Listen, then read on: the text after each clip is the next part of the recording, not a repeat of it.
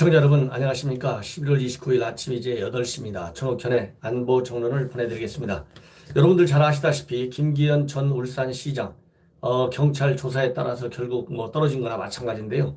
이 사건이 일파만파로 커지고 있고 이 사건의 실체가 드러날 경우에는 정권의 여러 가지 도덕적, 정치적, 법적 이러한 이 정당성에까지도 연결될 수 있는 매우 큰 비리 의혹입니다.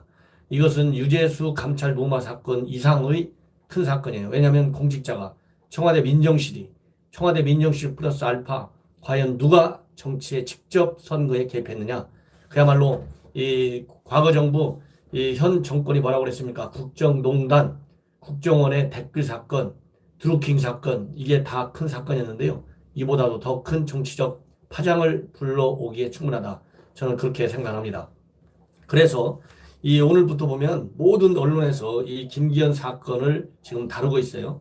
여러분들 잘 아시다시피 이 김기현 사건 청와대가 하명한 수사냐 아니면 단순한 첩보 이첩이냐 이제 이런 차원을 넘어서서 단순한 첩보를 경찰에 넘겨준 것이 아니고 경찰이 청와대의 지시를 받아서 하명 수사를 했다는 쪽에 무게가 더 실리는 검찰발 기사가 많이 나오고 있습니다. 뭐냐면 경찰에서는 그동안에 이 사건과 관련해서 검찰의 협조 요청, 검찰의 어떤 수사에 공식적인 수사죠. 협조 요청이라기보다도 공식적인 수사에 협조를 잘 안 해오고 있는데 최근 들어서 이제 협조하는 그러한 협조를 많이 하고 있다고 그래요. 이런 걸 보면 경찰에서 확실하게 청와대의 지시를 받아갖고 내사를 착수했고 내사를 하다가 이제 공식적인 수사로 방향을 틀었다. 이것이 청와대의 지시에 의한 것 쪽으로 지금 방향이 바뀌고 있습니다. 여기에 문제의 심각성이 있는데 이 심각한 사태 국면이 이번 사태, 이 김기현 사건의 상황이 전격적으로 밝히게 된 것은 바로 박형철 반부패 비서관의 검찰 진술 내용입니다. 여러분들 잘 아시다시피 박형철 비서관은 이 원조 조국 민정수석 시대 멤버예요. 그러다가 이제 최근에 사의를 표명했습니다. 현재는 연차를 쓰고 있어서 이 사무실에 나오지 않고 있다고 하는데요. 이 인사가 곧 있을 것이다. 그리고 그 후임에는 윤석열과 사시 동기생이 갈 것이다. 이런 지금 기사들이 나오고 있는데요. 박형철 비서관은 본래 윤석열 현 검찰총장과 굉장히 가까운 사이라고 합니다. 국정원 댓글 사건을 수사할 때 윤석열 총장이 당시에 팀장이었고 바로 그 밑에서 부팀장을 한 검사라고 합니다. 이렇게 본다면 결국은 이번 사건이 이제 박형철 비서관이 제대로 검찰에 진술을 하느냐 안 하느냐가 상당히 이제 중요했는데 박형철 비서관도 초기에는 별로 진술을 안 하다가 최근에 진술을 이제 쭉 했는데 바로 이것은 뭐냐? 이 박형철 비서관의 내용은 결국은 여러분들 잘 아시다시피 이것이 이제 조국 민정수석과 직접 관련된 것 아니겠습니까? 그러다 보니까 이제 검찰 진술 내용 이것을 이제 또 누가 반박하냐면 백원우가 반박하고 나섰어요. 사실과 다르다. 하명 수사가 아니라 단순하게 첩보만 이첩한 것이다. 아무 관계가 없다. 이렇게 이 백원우는 입장문을 통해서 밝혔는데 백원우의 입장문은요. 조국이 꼭 자기 인사청문회 때 한 거나 똑같아요. 모른다. 기억나지 않는다. 이것도 이 박형철 비서관은 딱 한 건만 자기가 이 선출직 이 김기현 딱 한 건만 경찰에 넘겨줬기 때문에 기억이 똑똑히 난다. 이렇게 얘기를 하고 있는데 백원우는 하도 많은 첩보를 이첩해가지고 전혀 기억이 나지 않는다. 이거 기억나지 않는다는 대가는 누굽니까? 조국이잖아요. 그래서 이 조국과 똑같이 기억나지 않는다. 이렇게 얘기하고 있고 검찰에 하명 수사한 것이 아니고 그냥 첩보만 넘겨줬다. 이렇게 했는데 지금 여러 가지 사건의 전모를 볼 때 지금 법조계에서도 이거는 미리 결론을 내리고 짜맞춘 듯한 황운하 청장의 수사 내용이다. 이렇게 밝히고 있어요.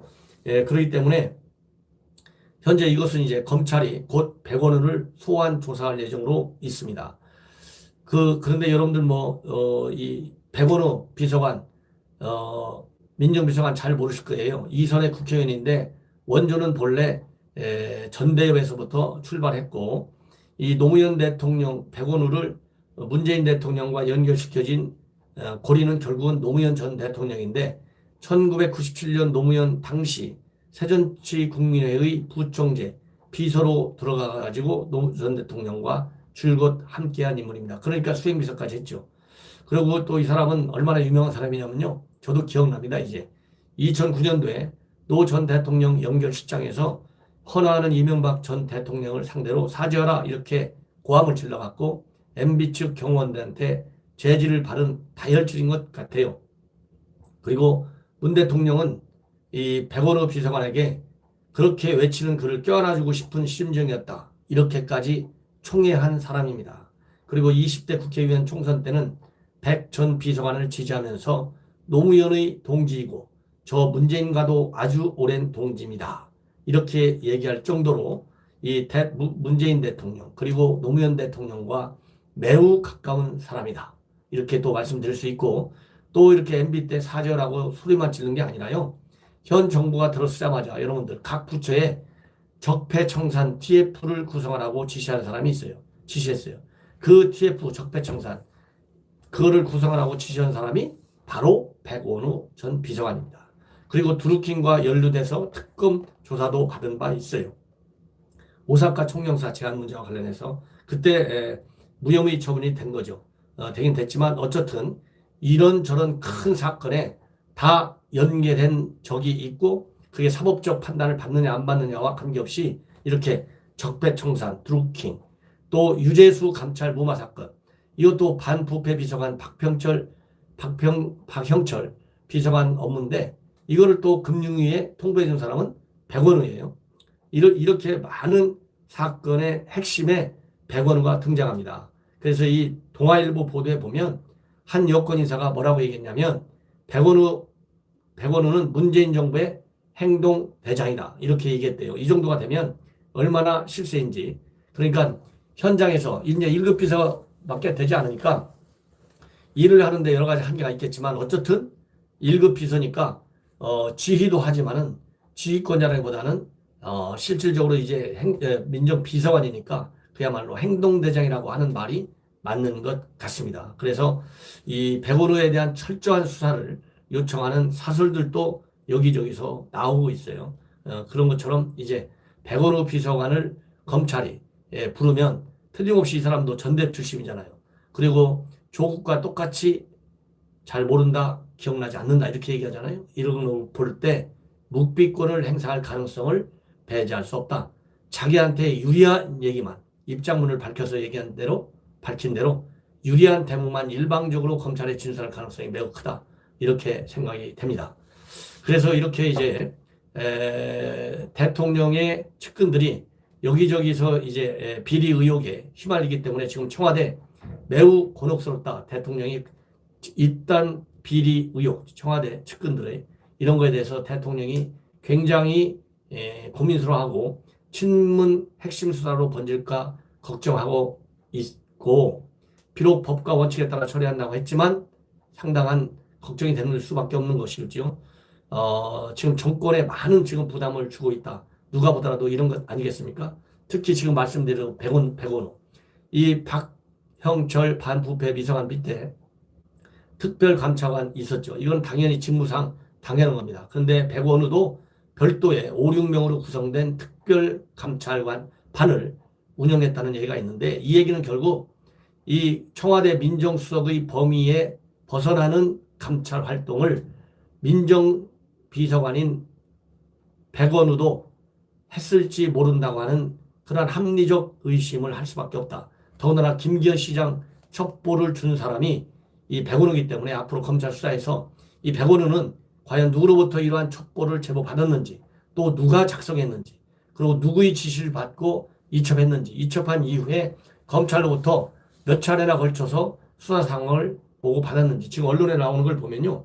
9차례에 해당된다. 수사 상황을 보고받은 게 이런 내용이 조선일보에도 나와 있어요. 그래서 조선일보, 중앙일보, 동아일보 등 주요 일간지를 보면 여러분들께서 이건 경찰이 청와대 지시를 받지 않고서는 이렇게 움직일 수가 없겠구나. 합리적 의심과 추론이 당연히 나오게 된다. 이런 말씀을 드리고 싶어요.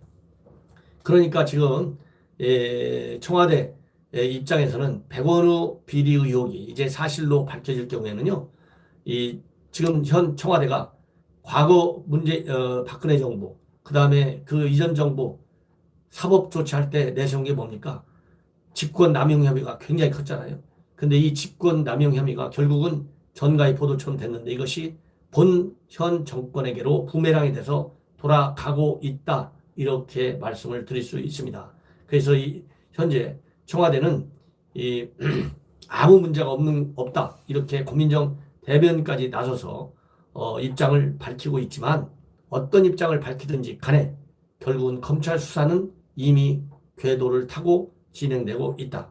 그래서 검찰 수사를 똑바로 하도록 우리 자유우파들이 하나가 돼서 애국 시민들이 검찰의 수사 결과 그리고 청와대나 여권 내에서 또 조국 사태처럼 얼마나 많은 검찰 수사에 대한 간섭 개입 또 이 관여 얼마나 더 세게 검찰 개혁을 밀어붙일지 여러 측면을 잘 감시해야 될 것 같습니다.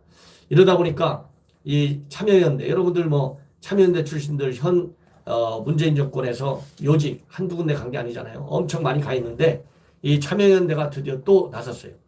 이 조국 사태 때는 김경률 전 참여연대 고위 간부가 개인 자격으로 나섰지만은 이제는 참여연대 단체의 논평을 냈습니다. 김경 하명 수사 의혹이 많은데 그 의혹 자체에 관해서 청와대가 진상조사하라. 예, 이렇게 바로 어제 논평을 냈어요. 뭐라고 됐냐면 유재수 사건이든 김기현 하명 수사든 모두 권력 핵심부인 청와대 민정수석실의 감찰 업무 책임과 관련한 엄중한 사안이다. 현재 진행 중인 검찰 수사와 별개로 청와대의 진상조사와 명확한 설명이 필요하다. 이렇게 밝혔습니다. 그리고 참여연대는 금품 수사가 확인됐는데도 별다른 감찰이나 수사를 하지 않은 채 사직 처리가 이루어졌고 유재수는 이후 국회 수석 전문위원과 부산시 부시장으로 영전했다. 어떤 과정을 통해서 감찰이 마무리했는지 청와대의 진상조사와 명확한 설명이 필요하다. 예, 이렇게 지금 입장을 밝히고 있습니다. 이렇게 되다 보니까 이제 이거는 중앙일보의 강철호 논설위원이 어제 김종인 전 대표를 만났습니다. 의원을 만났어요. 만나가지고 최근의 국정 상황과 관련해가지고 취재를 했습니다.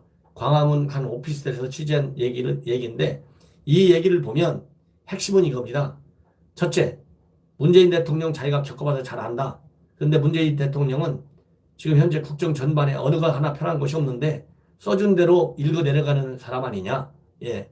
그리고 더 큰 문제는 문재인 대통령은 그런 문제 자체를 모르는 게 더 큰 문제다. 이렇게 얘기했어요. 왜냐하면 문재인 대통령이 읽어 내려가는 메시지를 보면 지금 나라가 잘 돌아가는데 무슨 문제냐. 이런 식의 인식을 갖고 있잖아요.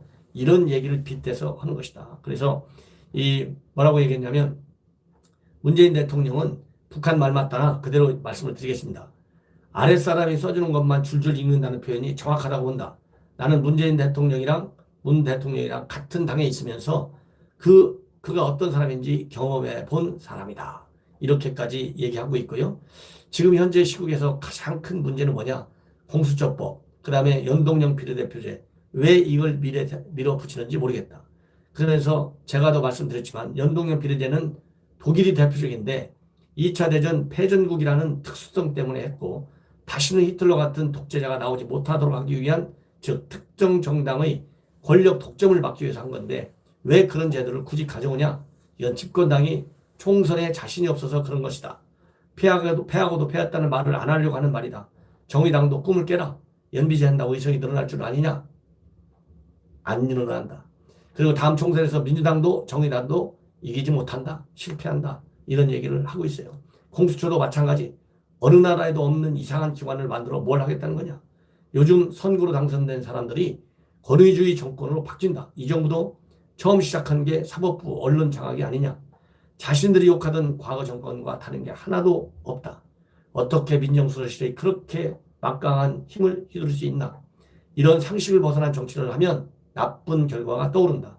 프랑스 대혁명 때 이 로베스피에르가 기호탄 단두대를 만들어 가지고 공포 정치를 하다가 본인들이 단두대의 이슬이 되지 않았느냐, 이런 얘기를 하고 있고요. 그리고 야권 통합과 관련해서도 자유한국당에서도 그냥 합친다고 해서 표를 주는 게 아니다. 현재 민주당도 싫고 한국당도 싫은 상황이다. 국민들 입장에서 보면. 그래서 나라 현실을 직시하고 국민이 바라는 바를 제시하면 절로 통합이 된다. 안철수 그 사람이 정치적으로 지금 할 일이 뭐가 있겠느냐? 이렇게 얘기를 하고 있고요. 그 다음에 청년들에게 비전을 주어야만 우리 자유한국당이 살아날 수 있다. 이렇게 얘기하고 있고, 그 다음에 내일 총선이 이뤄진다. 그러면 판세는 민주당이나 한국당이 비슷한 의석을 가지고 있을 거고, 틈새를 노리는 정의당, 바른미래당도 재미를 못 볼 것이다. 이렇게 얘기를 하고 있습니다. 그리고 문 대통령에게 주문하고 싶은 게 뭐 있냐 물어보니까 임기 절반이 지났는데 특이한 제도나 정책은 삼가하고 국민이 납득할 수 있는 상식에 맞는 일을 해줬으면 좋겠다. 이렇게 얘기를 하고 있습니다. 저도 지금 현재 정치, 외교, 안보 하지만 가장 중요한 것은 제가 종종 말씀드리는데 상식에 기반한 정치를 하는 것, 상식에 기반한 정책을 펴는 것이 가장 중요합니다. 상식을 벗어나는 그러한 정치, 현재는 진보 좌파 계층만 쳐다보는 이념에 빠진 정치, 현 여권은 이제는 자제하고 절제하고 포기해야 됩니다. 국가안보와 국민의 이익을 증진시키는 그러한 폭넓은, 그야말로 말 그대로 말하자면 모든 국민을 하나로 만들 수 있는 그런 정책을 펴나갈 것을 당부합니다. 시청자 여러분, 제 방송 감사드립니다. 제 방송 많은 성원에 감사드립니다.